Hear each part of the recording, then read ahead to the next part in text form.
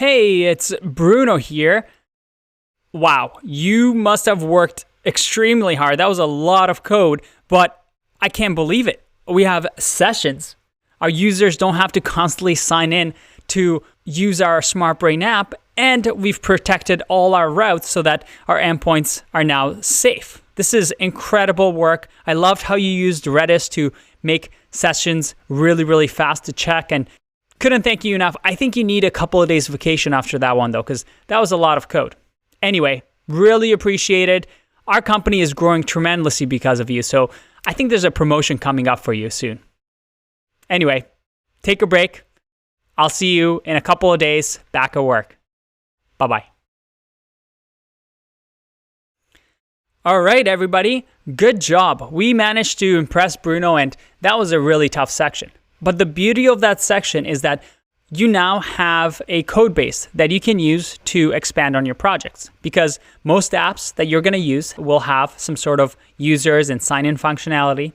You want to make sure that there's some sort of sessions, and you also want to protect some routes. So you can use the SmartBrain app in whichever way you want to extend it and make it better, or to even create something new on your own. But you now have a good understanding of how to use sessions and JWT to have full access and control over your users. We've managed to create our sign-in route where we store username and passwords, the hash passwords, in our database. If a user signs in, we generate a token, and that token gets also stored in our Redis database. Now, you might be asking yourself, doesn't this make it extremely complicated and also take longer? Well, because Redis is a memory storage, it's stored in memory, it's extremely fast. One of the fastest databases you can have for accessing small pieces of data like session tokens. So this is really fast, and you're able to scale because you can just have multiple Redis databases and multiple API servers. So we've built a system that is extremely scalable. You can just keep adding machines to it, and it'll work fast no matter how many users. We're also able to have JWTs that contain some sign of information, so that if we have other APIs that we need to talk to and it's just not a simple client-server relationship, we can use this token to actually talk to other API endpoints from our server. Again, it's extensible as we move to more and more servers, deeper and nested architectures, which again is beyond the scope of this course, but this teaches a great way to expand and possibly have a scalable solution to your architecture. Anyway, we stored this token into our Redis server and we return it to the client. The client then stores it in their session storage or local storage. And from there, the user can do whatever they want anytime they need something like updating a profile or getting a profile or any other routes. They simply grab that token from their session storage, send it to us. We say, oh, thanks for the token. I see the authorization header. I'm going to check Redis. Hey, Mr. Redis or Mrs. Redis, do you have that token? Yep, I do. If they do, here's the ID. And once that check goes through, the server says, all right, you say who you say you are, you can have your nice present. Now, looking at this code, there's a lot of things that we can improve and a lot of things that we could refactor. And if you're starting to notice these things, that's really good. That means you're starting to understand how the dots are connected, how things are connected. And I encourage you to clean up this code and see where you can improve, what you can do.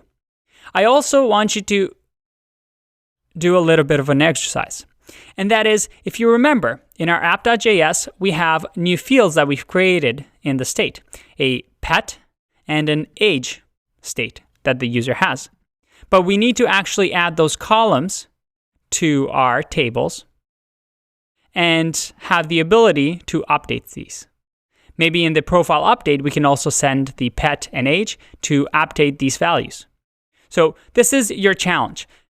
Knowing what we just done, incorporate the profile update endpoint to also account for pet and age.